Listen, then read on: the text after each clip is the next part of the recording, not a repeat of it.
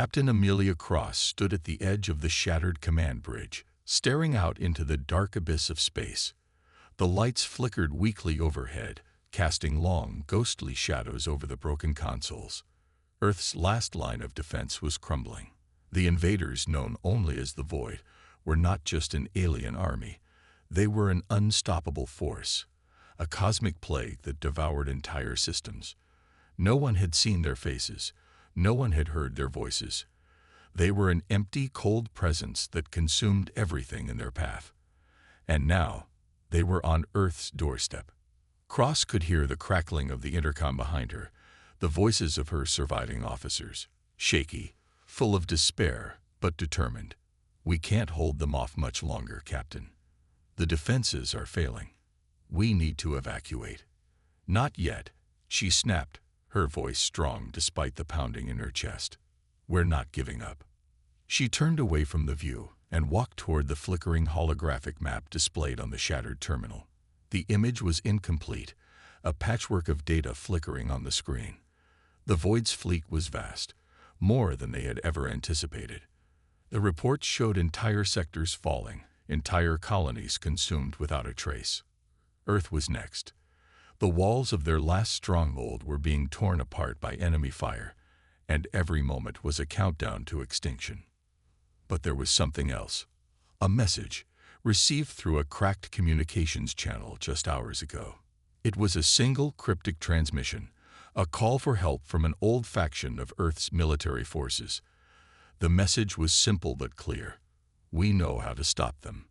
Meet us at the last horizon." Captain Cross's heart raced as she read the message again. The last horizon. It was a place only a few knew about. An old secret research facility buried deep within the uncharted regions of the galaxy. She'd heard rumors about it as a kid, whispered stories of an ancient weapon, a potential countermeasure against the Void's endless advance. But those were just stories, weren't they? No one had believed in them, not until now. Now, with Earth's survival hanging in the balance, those stories were all they had left. "Captain," Lieutenant Jace Carter, her second in command, said softly, stepping up beside her.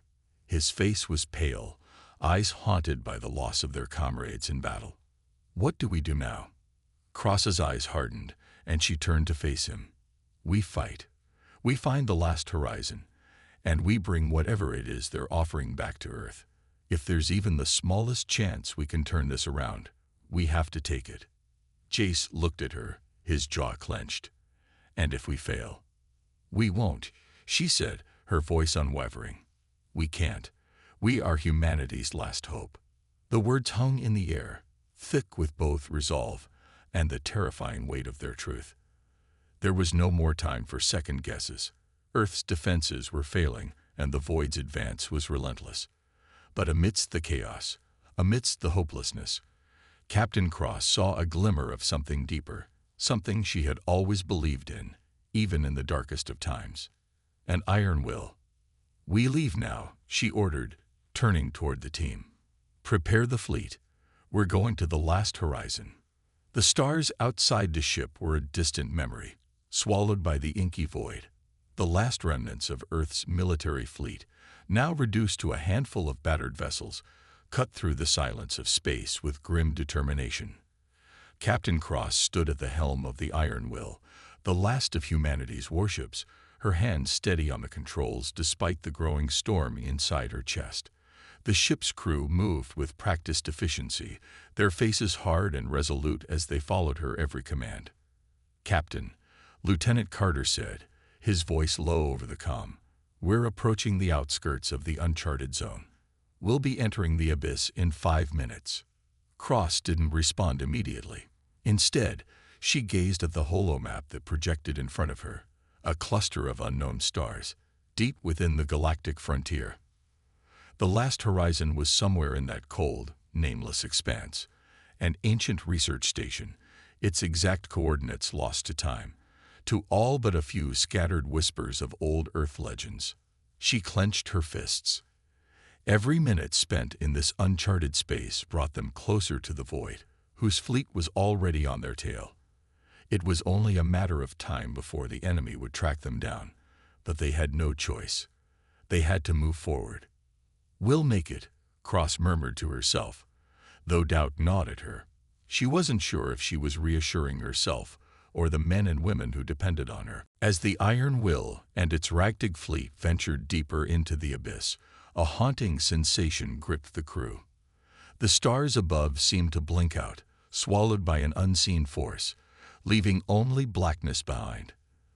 The sensors were unreliable, flickering erratically as they were bombarded by cosmic radiation from a nearby dying star.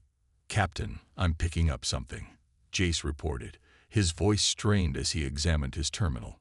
"There's an anomaly up ahead. Something big. Can you get a reading?" Cross asked, narrowing her eyes. Her hand hovered over the tactical console, ready to make a quick decision. "No, Captain," Jace replied, shaking his head. "It's like the sensors can't even process it. It's almost like it's not there. No mass, no energy signature. An invisible threat," Cross muttered. "The void can manipulate space, but this is something else." Before she could say anything more, the ship shook violently, a deep rumble echoing through the hull. The Iron Will lurched, throwing several crew members to the ground. The lights flickered, and alarms blared across the ship as its stabilizers groaned under the pressure. "Report," Cross snapped, gripping the console as the ship pitched again. "We're losing power to the port engine, Captain," Chief Engineer Zira cried out. "Something hit us, a massive gravity wave. It's pulling us off course." "Hold steady," Cross barked, slamming her fist on the console. "I don't care what it is. We're not turning back now." Jace's voice cut through the chaos. "Captain, I'm seeing something. There's a massive structure ahead. It's the last horizon."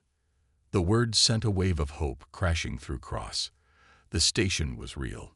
It wasn't a myth. But the excitement quickly turned to suspicion. How could a massive structure like that remain hidden for so long, just waiting for them to find it? Suddenly, the gravity wave intensified.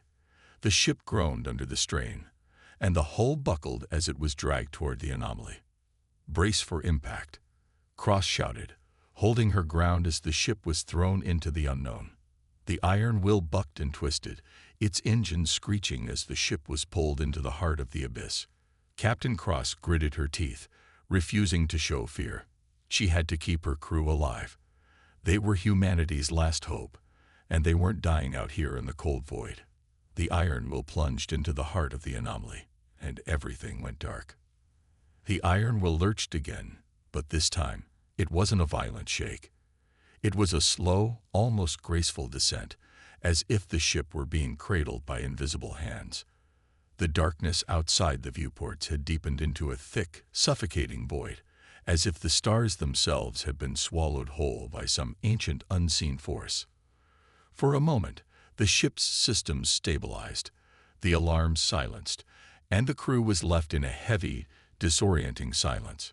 "Status report, Lieutenant." Cross's voice broke through the eerie quiet, her tone calm but tense. She had seen the Iron Will endure battles with the void. But this was different. Jace Carter's fingers danced across his console, his brow furrowed in concentration. We're caught in some kind of energy field, Captain. The gravity's all over the place, and the station's not just ahead of us. It's surrounding us." A holographic map flickered to life before them, showing the station, not just a singular structure, but a vast network of interconnected domes, spires, and sprawling complexes. It looked like something ancient, almost ancient beyond comprehension, and yet there was something undeniably advanced about it too. The technology was unlike anything Earth had ever encountered, its architecture too complex to understand. "It's massive," Jace continued, "and it's alive. I don't mean in the biological sense. I mean it's actively interacting with the ship. It's almost like it's waiting for us." Cross's heart raced. "Waiting for us? What do you mean?" "I'm not sure," Jace admitted, tapping his console again. It's as though the station is aware of us, and it's drawing us in. The closer we get, the more the ship is resonating with it. Before Cross could respond, a voice echoed across the bridge. It was a whisper at first, soft and unintelligible, like static on the edge of their perception. The voice seemed to come from everywhere and nowhere at once. "Captain." Lieutenant Jace's voice trembled. "Do you hear that?" Cross nodded, her eyes narrowing. The whisper was growing louder, clearer, but it still held an eerie, otherworldly quality. It was as if the station itself was calling to them. The hairs on the back of her neck stood on end. "We're close," she said, trying to steady herself. "Prepare to dock." The iron wheel glided toward the center of the station, its hull slipping into the opening of a massive docking bay. It was like a mouth, an ancient metallic maw waiting to swallow them whole. As the ship settled in place, a deep rumbling sound reverberated through the ship's frame, and the bay doors began to close behind them, sealing them in. "Everyone, stay alert," Cross ordered, her voice unwavering despite the tension crawling up her spine. "We don't know what we're dealing with here." Her crew moved quickly, preparing for the inevitable breach. But as the ship's engines powered down, another series of strange noises began echoing through the ship's hull. Low, mechanical groans that seemed to come from deep within the station itself. It was as if the structure was coming alive, its dormant systems stirring in response to their presence. Then, a light.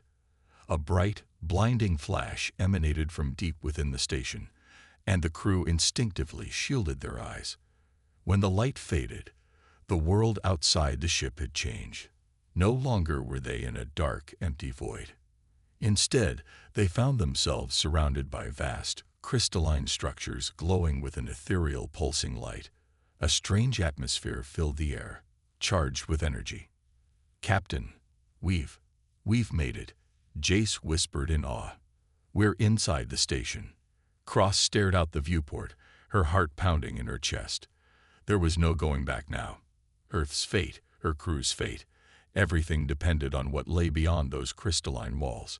She didn't know what kind of weapon they might find here, but there was no time to waste. She turned to the crew, her voice resolute. "Gear up. We're going in." The crew nodded, fear and determination mixing in their eyes.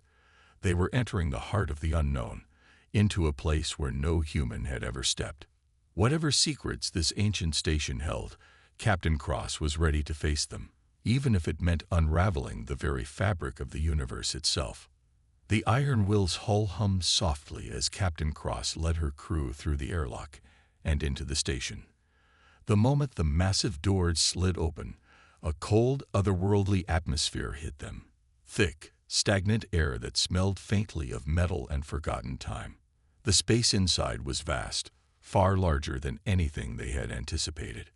High above, the ceiling stretched endlessly, dotted with pulsating lights embedded in the walls like veins of living, glowing matter. Every step they took echoed through the hollow expanse. The crew spread out, their boots clicking against the hard floor as they activated their suits' light sources, casting long shadows on the metallic surface beneath them. "Stay close," Cross ordered, weapons ready. Their rifles were charged, and each member of the crew kept a vigilant eye on their surroundings. The eerie silence was broken only by the steady rhythm of their breath and the occasional hum of the station's distant machinery. Jace Carter, the ship's chief engineer, was the first to speak up. "This place is beyond anything I've seen. It's like the station has its own heartbeat. Look at these walls." He touched one of the glowing veins, and as his fingers made contact, the light pulsed brightly for a moment, then settled back into a steady glow. "Be careful," Cross said, her voice firm but cautious. "We don't know what's active here. Stay sharp." They moved deeper into the station, following a trail of glowing symbols etched into the walls, leading them toward a massive central chamber. The walls here were smooth, polished to a reflective sheen, and the floor beneath them shimmered with a strange liquid-like substance that seemed to move with a life of its own. As they entered the chamber, Cross felt a strange pull at the pit of her stomach. The room was enormous, and at its center was a massive cylindrical structure. It was unlike any human-made technology. The surface was an intricate mesh of circuits, glowing lines of energy weaving in and out of each other, creating an ever-shifting web. At the top of the cylinder, a sphere floated, suspended in the air by some unknown force. It pulsed with a faint, blue light, casting an eerie glow over the room. "This is it," Cross muttered, her eyes scanning the chamber. The heart of the station. Her voice seemed to reverberate off the walls, but there was no response, no sign of life. The crew had reached the place they'd been searching for, but they still didn't know what they were looking at, or what had built it. "Do we approach?" Jace asked, his voice betraying the unease they all felt. Cross nodded slowly. "We have no choice. We need answers, and this is where they're kept." They moved toward the cylindrical structure, the air growing thicker with each step, as though the station was reacting to their presence. When they reached the base of the cylinder, a low hum began to fill the air, vibrating through their boots and rattling their bones. Cross held up a hand, signaling the crew to stop. "What is it?" Lieutenant Carter asked, his voice tight with uncertainty. "I don't know," Cross admitted. Her eyes scanned the intricate network of glowing circuits. "But whatever it is, it's trying to communicate with us." Suddenly, the sphere at the top of the cylinder began to glow brighter, its light intensifying until it flooded the room with a blinding blue flare. Cross's hand instinctively went to her sidearm, but before she could draw it, the ground beneath them trembled. The air shifted, becoming thick and oppressive. The walls of the chamber seemed to bend, rippling like water in a storm. "We need to move," Cross shouted. "Get out of here. Now." But before they could react, a voice, clear and authoritative, boomed through the chamber. It was deep, resonant, and chilling in its otherworldly tone. "You are not supposed to be here." The words echoed in their minds, as though the very station itself was speaking to them. Cross's pulse quickened. "Who are you?" A pause. Then the voice answered, its tone colder than the void itself. "We are the Watchers, and you have awakened us." The room began to shake violently as the lights flickered. The sphere above them crackled with energy, and the walls seemed to pulse in response. "Captain," Jace cried, looking back at Cross. "We need to leave now." But it was too late. The station had come alive, and it wasn't going to let them go. The voice of the Watchers reverberated through the chamber, an invisible force pressing down on them, with terrifying pressure. Cross's heart raced as the walls groaned and shifted, the once silent structure now alive with sound and movement. The sphere above them pulsed with a deep, ominous glow, and the very air crackled with energy. "We need to get out," Jace shouted, panic in his voice. His fingers fumbled for the emergency controls on his suit. "This is a trap, Captain. This place is." Before he could finish, the floor beneath them trembled violently. The liquid-like substance that coated the ground began to writhe, shifting and twisting like a living organism. Then, without warning, it surged upward, curling into tendrils that snaked toward the crew. "Move," Cross barked, grabbing Jace by the arm and pulling him backward. The crew scattered, their rifles raised as they backed toward the exit, but the tendrils were faster. A low, deep rumble echoed through the chamber, and the ceiling above them shifted. A massive door, once hidden behind a wall of glowing circuits, slid open with a deafening screech, revealing a narrow corridor leading deeper into the heart of the station.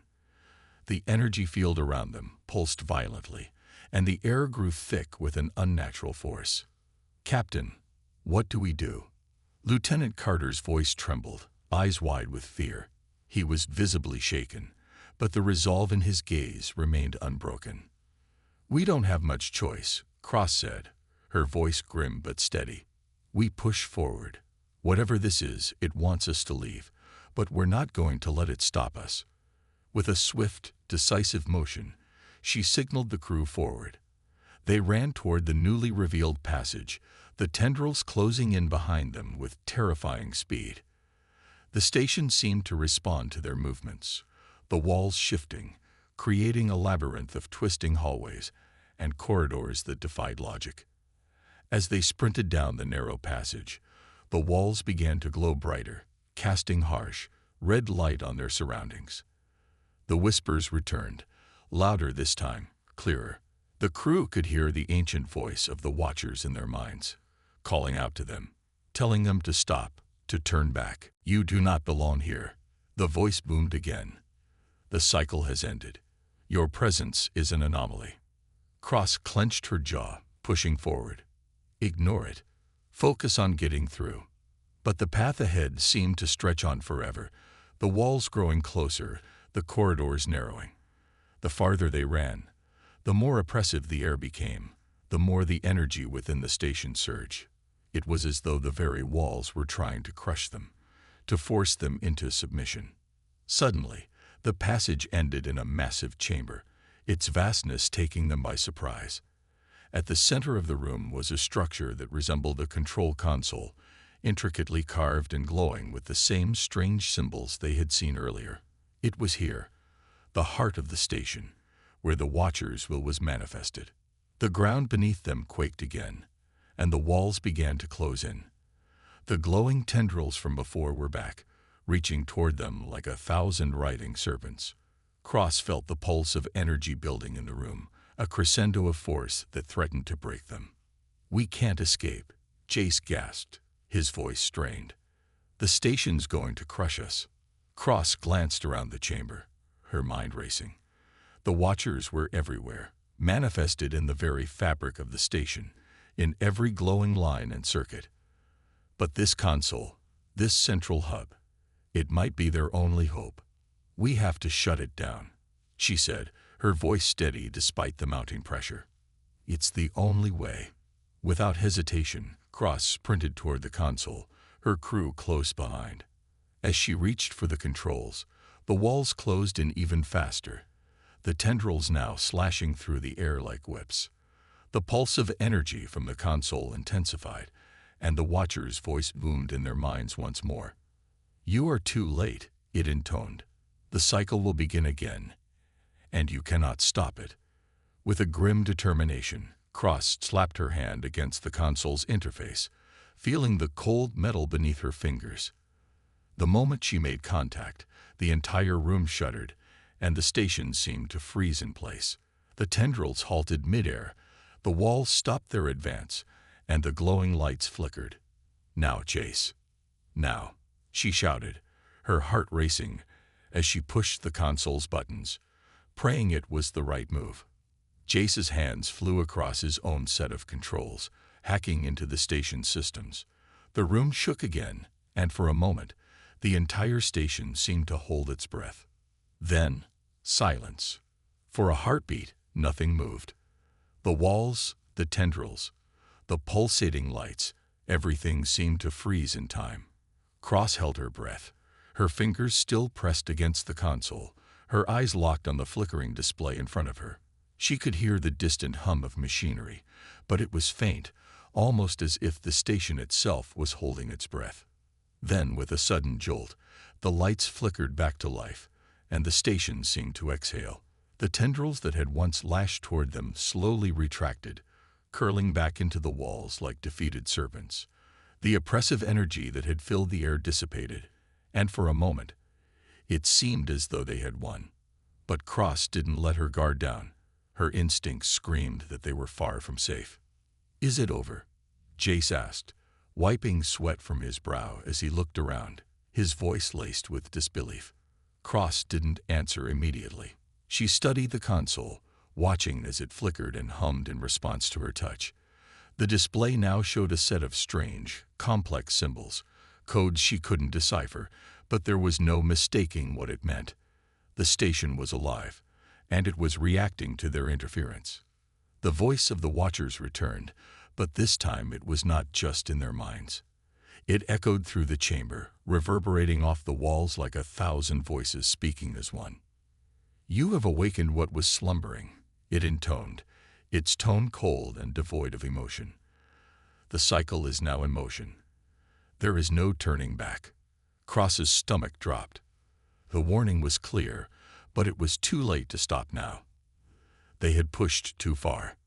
"Captain," Lieutenant Carter said, his voice tight with urgency, "we need to leave now. Whatever this is, we're not equipped to handle it." But Cross shook her head, her eyes never leaving the console. She could feel the station's pulse growing stronger, its energy resonating through the walls, through the floor, through her very bones. "We don't have a choice," she said, her voice unwavering. "We're already part of this. We have to find out what it wants." Before she could say another word, the room shook violently, and a harsh mechanical grinding noise filled the air. The console in front of her sputtered, and the lights in the chamber flickered once more. Suddenly, a deep, guttural growl sounded from the far side of the room, one that seemed to come from the very walls themselves. "Prepare for contact," Cross ordered, her voice barely audible over the sound of the growing tremors. The crew braced themselves, their weapons raised. The walls groaned and shifted, and from the shadows emerged something far worse than they could have imagined. At first, it was a blur, a shadow darting between the glowing lines that crisscrossed the chamber like a living web. But then it took shape, a massive, hulking figure, its body covered in dark, jagged armor that seemed to pulse with the same energy as the station. Its eyes, if they could be called that, glowed an eerie green, filled with a malevolent intelligence. The Watchers had not only awakened, they had manifested. With a roar, the creature charged forward, its massive limbs crashing against the floor. The crew scattered, but the Watcher was fast, its speed defying its size. Cross fired first, her shots ricocheting harmlessly off the creature's armor. The impact seemed to do nothing but anger it further. "Get back," Cross shouted, realizing that conventional weapons would do little to slow the beast down. But it was already too late. The creature swung its arm in a wide arc, and one of the tendrils from the station snapped out, wrapping around Jace's leg before he could react. He was yanked off his feet with terrifying force, crashing into the nearest wall. The crew cried out in horror, but there was no time to mourn. They had to fight. "We need to destroy it. Now," Cross shouted, her voice hoarse. Lieutenant Carter fired, his shots hitting the creature's chest, but it barely flinched. The Watcher snarled, its green eyes burning with anger. And it lunged again, this time targeting Cross herself. With a swift motion, Cross ducked, narrowly avoiding the beast's attack, but the sheer force of its strike sent her sprawling to the floor. Her vision blurred, but she fought through the disorientation, scrambling to her feet just in time to see the creature bearing down on her. "We need to get to the control center," she yelled, her voice raw with desperation. "It's the only way to stop it." Jace, still struggling to free himself from the tendrils that bound him, finally managed to twist free, but his leg was injured. He limped toward Cross, eyes filled with determination despite the pain. They had no time left. The Watcher raised its arm to strike again, its green eyes burning with unrestrained fury. "You cannot escape," it rumbled. "You are part of the cycle now." The Watcher's hulking form loomed over them, its green eyes glowing with unnatural intensity. Every inch of its armored body pulsed with dark energy, as though it was a living weapon, forged from the very essence of the station. Cross could feel the pressure building, the weight of its presence suffocating the air around them. Her heart raced as she scrambled to her feet, adrenaline flooding her veins. Jace was on the ground, still recovering from his earlier attack, but his eyes were locked on the creature. The Watcher's massive fist was raised, preparing to strike, and time seemed to stretch out in those precious, tense moments. "Move," Cross shouted, shoving Jace aside just as the creature brought its fist down in a crushing arc. The blow slammed into the ground with a deafening impact, sending shockwaves through the chamber. Cross and Jace were thrown off balance, but they managed to roll to their feet, narrowly avoiding the destruction. The station's walls trembled, and the floor cracked under the force of the impact. The Watcher snarled, its voice a deep rumble that shook the very foundation of the station. "You cannot fight what you do not understand." the Watcher growled, its voice echoing through the chamber like a death knell. The cycle is inevitable. The void consumes all. Cross gritted her teeth, her mind racing for a solution. She had no time to waste. The Watcher was relentless, and its power seemed to grow stronger with every passing second. If they didn't act now, they would be torn apart. We need to stop it, now. Cross shouted to her crew, her voice filled with urgency. Head for the control center. They didn't need further encouragement. With weapons raised, the crew sprinted toward the far side of the chamber, where the station's control room was located, its last hope of shutting down the Watcher's power. But the Watcher wasn't about to let them go that easily. It lunged forward, its massive form closing the distance between them in an instant.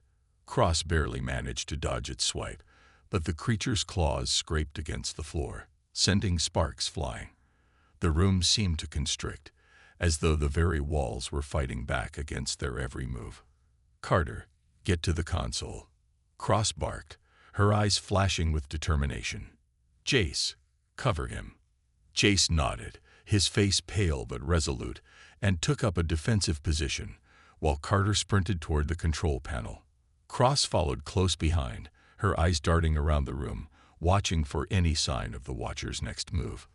The Watcher roared in fury, its eyes narrowing as it tracked their every movement. With a violent swipe of its arm, it sent a series of tendrils shooting out from the walls, lashing at the crew like serpents. The tendrils wrapped around Jace's leg again, yanking him off his feet and slamming him into the wall. He grunted in pain but didn't give up. "Focus, Jace," Cross yelled. "Keep moving."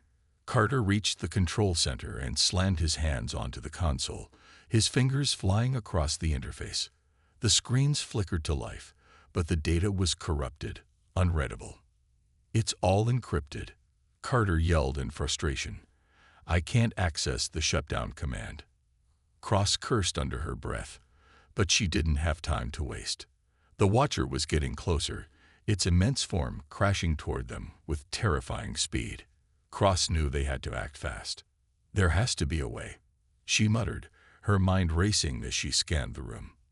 Then, a flash of insight hit her. The station itself was a part of the Watcher's power. If she could sever the connection between the two, maybe they could disable the creature's strength. She turned to Jace, who was still struggling to free himself. "Jace, get to the power core. Now." Jace nodded, gritting his teeth in pain, and struggled to push himself to his feet. The tendrils loosened slightly, but the creature's focus had shifted momentarily. Cross seized the opportunity and sprinted toward the station's power core. The heart of the facility was housed deep within its metallic innards, and it pulsed with an eerie green glow. The Watcher roared, sensing their movement, but it was too late. Cross reached the core and began examining the exposed circuitry. She could feel the raw power flowing through it, the energy that had been feeding the Watcher's form. If she could short-circuit the core, if she could sever the link, it might be enough to weaken the creature. But there was no time for hesitation. "Cover me," Cross shouted, her voice hoarse with urgency. She reached for a nearby conduit, her fingers trembling as she prepared to disconnect it. Behind her, the crew engaged in a desperate firefight, their shots ricocheting off the Watcher's armored body. The creature retaliated, swinging its claws with brutal precision. Carter's shots found a weak point in the Watcher's armor, but the damage was minimal. The creature was a force of nature, impervious to their weapons. "Captain, hurry." Jace's voice was filled with desperation as he continued to struggle against the tendrils. With a final, determined breath, Cross grabbed the conduit and ripped it free from its housing. The power core sparked violently, sending a surge of energy through the room. The Watcher let out a deafening roar, its form flickering as the connection to the station's power source weakened. For the first time, the Watcher faltered. The station shook violently as the power core flickered, its energy surging and pulsing erratically. Cross's heart pounded in her chest as she clutched the conduit, watching the Watcher stagger back, its massive form flickering with unstable energy. The creature's glowing green eyes burned with fury, But something had changed. The link between the station and the Watcher was weakening, just as she'd hoped. "We've got a chance," Cross shouted, her voice raw with relief. But there was no time to savor the victory. The station was coming apart around them. "Captain," Jace's voice was desperate. "The station's collapsing. We need to get out now." Cross turned to see the walls groaning under the strain, the floor beneath their feet cracking open as the station's systems overloaded. The Watcher was not the only threat now. The entire facility was on the brink of destruction. "We won't survive if we stay here," Carter shouted, still trying to hack into the control system. "I can't stop the meltdown, but if we don't leave immediately, this place will take us with it." Cross's mind raced. There had to be a way to finish the Watcher and escape before the station consumed them. The creature, still recovering from the disruption to its power source, was slow to react, but its movements were growing more erratic. It was weakening, but it was far from defeated. Jace, now fully free of the tendrils, staggered toward Cross. His face was streaked with blood and dirt, his eyes filled with determination. "Captain, we have one shot. We've got to finish it off now, or it's all over." Cross nodded. "Do it." With a swift movement, Jace reached into his armor and pulled out a small device, an experimental EMP grenade. "This should fry its circuits and sever the last of the connection," he explained, his voice calm despite the chaos surrounding them. The Watcher roared, its fury building as it regained its balance. It took a step forward, its claws twitching with anger, and Cross felt a surge of fear. "Now, Jace," she barked. Jace didn't hesitate. He hurled the EMP grenade toward the Watcher, his aim true. The device collided with the Watcher's chest, and in an instant, a blinding pulse of blue energy erupted from the impact. The Watcher let out a deafening screech, its armored body spasming as the electricity coursed through it. The green glow in its eyes dimmed, flickering erratically as its form began to collapse inward, its structure destabilizing. For a brief, terrifying moment, it seemed as though the Watcher might fight through the damage, but then, with one final, agonizing roar, it crumpled to the ground, its massive form disintegrating into a pile of scorched metal and shattered armor. It was over. Cross exhaled a breath she didn't realize she'd been holding. The Watcher was gone, its power completely drained, but the victory was bittersweet. The station was still collapsing, its systems failing with every passing second. "Let's move, people," Cross shouted, already sprinting toward the nearest exit. "We have no time to waste." The crew followed her without hesitation, running through the crumbling corridors, their boots echoing in the silence. The walls trembled, and the floor buckled beneath them as the entire facility seemed to buckle under its own weight. The final explosion of energy that had destroyed the Watcher had triggered the station's ultimate meltdown. There was no stopping it now. "Where's the escape pod?" Carter yelled, his voice tight with panic. "Up ahead," Cross answered, pointing to a small alcove just beyond the next junction. "Keep moving." They rounded the corner, and there it was. The escape pod, barely functioning but still intact. Cross didn't hesitate. She flung open the hatch and scrambled inside, followed by her crew.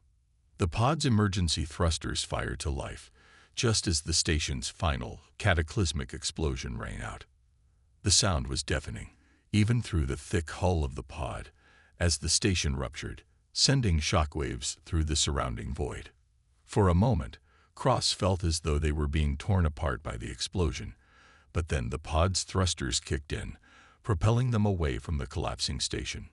As they drifted into the safety of the vast emptiness of space, Cross looked out the window at the remains of the station, now nothing more than a fireball of debris in the distance. She allowed herself a brief moment of relief, but it was fleeting. The Watchers were still out there, and this battle, this victory, was only the beginning. "We made it," Jace said, his voice hoarse but filled with awe. "But at what cost?" Cross didn't answer immediately. Her mind was already racing ahead, calculating their next move. We survived. And that means we keep fighting. The crew was battered, bruised, and broken, but they were alive. And that, in this war, was all that mattered. We've just taken our first step into the void, Cross said, her voice steady, though her eyes burned with the fire of determination. And we will keep going, because humanity never surrenders. We fight, we survive, and we make sure the void knows that we are coming.